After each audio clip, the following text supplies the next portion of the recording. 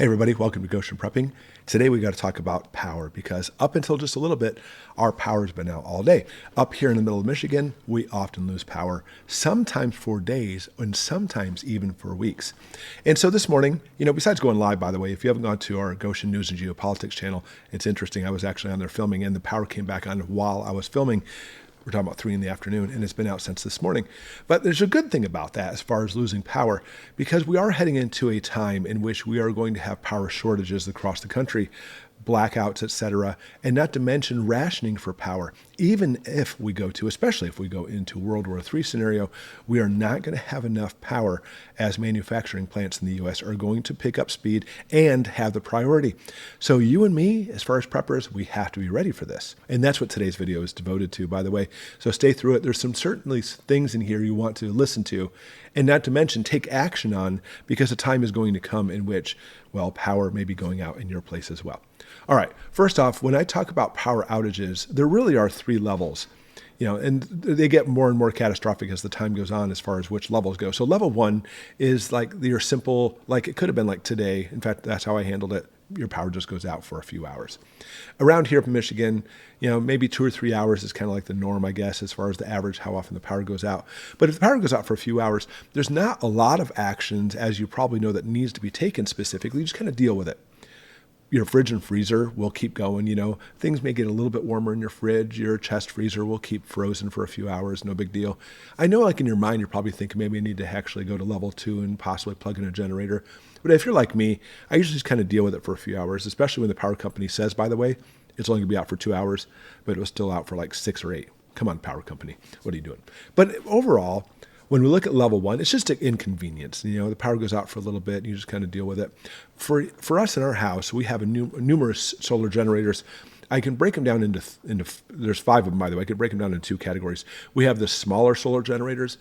Like, for example, our wood stove was going this morning to keep us warm, and I put a small solar generator devoted to the fan to blow around the heat for our wood stove.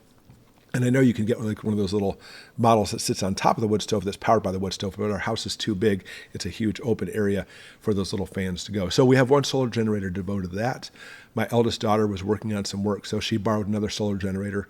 My son took one to the basement because he's working on storage, like just organizing things. He took one down there for some lights. And then our big solar generator, which I'll link below, by the way, is our BLUETTI. I love our BLUETTI.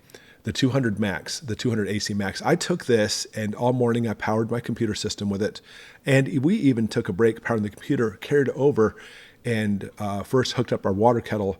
And then with the water kettle, we heated some water to make tea. Then I plugged in our cappuccino machine. Yes, we actually made cappuccino while the power was out. My wife made a latte, and I had a tea latte. Then I brought it back over, and that same system powered my computer and everything to go live. So the BLUETTI is a fantastic system. In fact, I just realized as I'm making this video right now, I forgot to unplug it. It's still powering my computer, even though the lights are back on. Then my other larger unit, which was 4 Patriots, and I'm not knocking 4 Patriots per se, but it's interesting how what I'll do is I have all the solar generators hooked up to a power strip, and I'll flip it on to power them all up and charge them.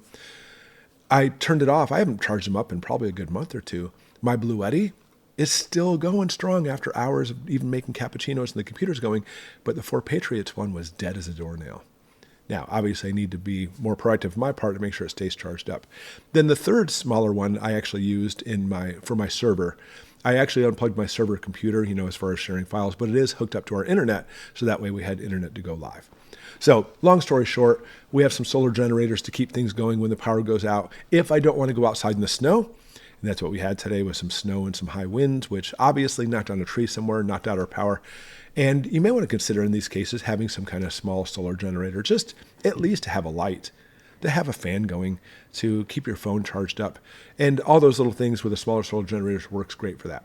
But that's all level 1. It's more just when the power outage, it's just an inconvenience. But level 2, let's step it up. Level 2, instead of simply being out for a few hours, now we're looking at for a few weeks, a few months, and possibly even up to a year. You need to be prepared for level 2.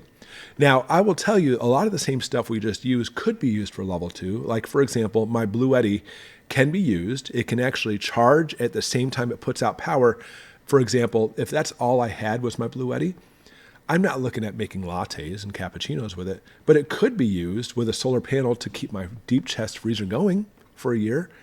But I think that'd be like bare minimum what we're looking at. I think if you get to level 2, you want to, it gets beyond convenience. Now it gets into what are we going to do? Because understand, if we go out with power for a few hours, like level 1, the house may get a little bit colder. We have a wood stove to keep us warm, but maybe you don't. Maybe you have a furnace, and you'll notice that temperature starts dropping, but for a few hours, it's manageable.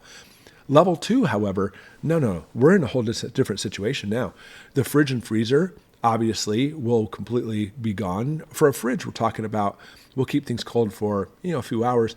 A chest freezer will keep things frozen for a few days. I think you're looking at maybe 3 or 4 days, depending on the efficiency of your chest freezer. But for level 2, all that's going to be gone. Your heat's going to be gone for your house. I mean, for us with a wood stove, obviously we have to have a fan going to keep us warm, but the furnace won't work anymore. All those things will come into play for the fact that we're not simply looking at convenience anymore, and that's the key. Level 2 is taking it to the next level where those things will no longer function, and you could be in trouble, especially with simply just not keeping warm. And by the way, if you have a fireplace, I know a lot of people think that's a contingency. Fireplaces are, not saying you can't use it. If that's all you have, go for it. But they're terribly inefficient. A lot of the heat goes out the chimney, and they're very pretty for ambiance. You may want to consider about getting a fireplace insert, which helps blow the air in. This fireplace right here behind me has one of those systems where it can blow air in as well. But even with that, compared to the wood stove, my wood stove keeps our house really warm. The fireplace will struggle to keep this area warm. Okay. What about cooking? Because that's something we have to look at too. Because, for us, we have a gas range. We could cook on our wood stove, which works fine. We have a Dutch oven and everything for it. But for a gas range, it's on propane. For level 2, if we're talking about for a few weeks, few months, maybe a year, we have enough propane alone to be able to keep it going. The oven won't work, but the range will. We have to light it manually, and off you go. It'll work just fine. Do you have something like that to be able to prepare food for a year? Even if you have something like a sterno, which I always find sterno is better for warming rather than it is actual cooking. Or maybe you have a barbecue grill. Do you have enough propane to be able to keep it going for a year? Because that's what we're looking at for level 2. We haven't hit level 3 yet. Level 2, we have to look at all these different situations. You may want to consider getting an actual gas generator, or maybe like a dual fuel that also uses propane. Because I think that's what we're looking at for the next couple of years, by the way, is level 2 type events.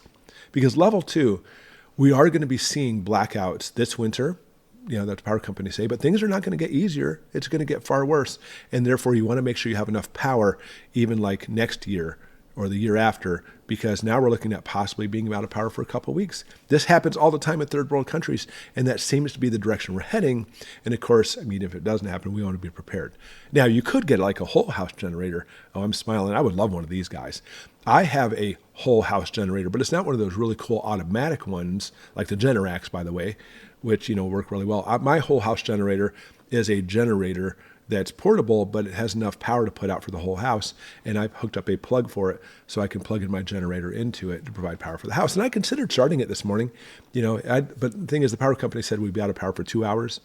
6 hours later, so I was like, I don't know, maybe I need to plug in my generator, and off I go. But it came back on, so I'm great. But having one of those generators works well. But being level 2, the thing is, you can always go down to the gas station somewhere and get more gas. Level 2 is we're not talking about catastrophic situation. We're talking about just power out here and there. Or you could call your propane company to have more propane delivered. But the key is you can keep going with your generator and stuff to be able to provide power, but it is more of an extensive problem. And I truly believe we're heading for at least level 2 situations coming, in which you're going to have to look for alternatives, because keeping your fridge and freezer going and keeping heat going in your house, those are the vital things, may be compromised with some of the things that's coming. And that's one of the lessons we want to look at with today's video, is be ready for these level 2 events. Our grid is fragile as it is, not to mention we're looking at World War III looming, cyber attacks, and even the government tells us to be ready for outages this winter, but I think that's just the beginning. What do you think? Then level 3. Level 3 is we're looking at now the grid's out for a few years, and it's usually something catastrophic that's causing this, and we're talking about, practically speaking, I can't use the word permanent, because eventually the grid will come back on again, but it's going to be years for that to happen. Maybe we're looking at an EMP. Maybe we're looking at coronal mass ejection from the sun, which, we're heading for a solar maximum. It is a very, very real possibility. Listen to me now. Level 3 event is a very real possibility. Maybe World War III happens and now our power grid has crashed or cyber attacks, whatever. Something happens where your grid goes down. And by the way, if you have an EMP or CME, we're looking at bare minimum, guys, 3 years of you not having power to your house. Probably more like 5, but minimum of 3 years. Are you ready for that? I don't care if you have a generator or not. A propane generator, you're eventually going to run out of propane. Gas is really only good if you put the preservatives into it, like maybe a year, really pushing it longer than that. We're talking about longer than that. What are you going to do? My BLUETTI, I love it. But even with a solar panel, we're talking about for years of using the solar panel of just keeping my chest freezer going. It's going to be a difficult time. And when we look at level 3, we're talking about the easy parts of, you know what, my house doesn't have power. That's the easy part. What I mean by that, because a level 3 event, you may be ready. I may be ready. I can get by using wood from my woods and using my stuff outside to make dinner and enough solar generators to keep going and my gas generator intermittently, etc. I will survive out here in the middle of nowhere. Well, you survive, but that's not the point. The point is a level 3 event. The world, our country is not going to make it because we're looking at, I don't know how many people are not prepared for this. There's not many people who are prepared, by the way, but we're also looking at a situation far worse than that, the chaos that's going to envelop because of this. And there are estimates on the conservative side, 75% of the people in the country are going to die from this event. That's conservative. Most studies say 90% of the population of the U.S. will die in this event. 90%. 75 to 90%. My point is in this video, I implore you, start with your level 1. Have a small solar generator, whatever you can get by with. Go for level 2. See if you can have something that can power your whole house or more long term. But then prepare for level 3. And I don't simply mean just power. You must be ready for this event because, again, we are heading for a solar maximum. We're overdue for a Carrington event, which could literally wipe out the country as far as power goes for years. We're overdue, and it very well could happen this summer coming up. Probably a summer because the way as far as the northern hemisphere aligns toward the sun. In the winter, could it happen? Sure. But it's more like during the sun, it's a more probable event. Not to mention, possibly, we talked about this before, catching your house on fire. Those are things you need to consider. So I will put my BLUETTI in the link below if you want to look at getting that. But I recommend you get something to be able to keep the power going. And I'm not talking about convenience of light in your cell phone. By the way, obviously, if we're looking at level 3, your cell phone charged up will probably do nothing for you for the fact that the towers are going to be down too. We're talking about a very desperate time when that happens. Having a freezer, a chest freezer going should be probably your number 1 thing you should do. Obviously having heat in your house too, but the more heat you use from your system, by the way, the more power it draws. So even the fact that I made a latte with my BLUETTI, 2 lattes, shows how much power it could put out. And it's been running my computer all day long, including going live too, which is a beautiful thing. So having something like that obviously is advantageous. And if it is kind of out of your budget right now, then save up for this because that should be one of your things you'll be looking for. But you know what? What else should be looking for this event besides obviously things you want to do to protect yourself, if you know what I mean, that YouTube doesn't like? Put them in the comments below. But anyways, thanks for watching, guys. And I hope you gleaned some stuff from this video so you can be ready for a level 3 event if and when it does happen. Thanks for watching.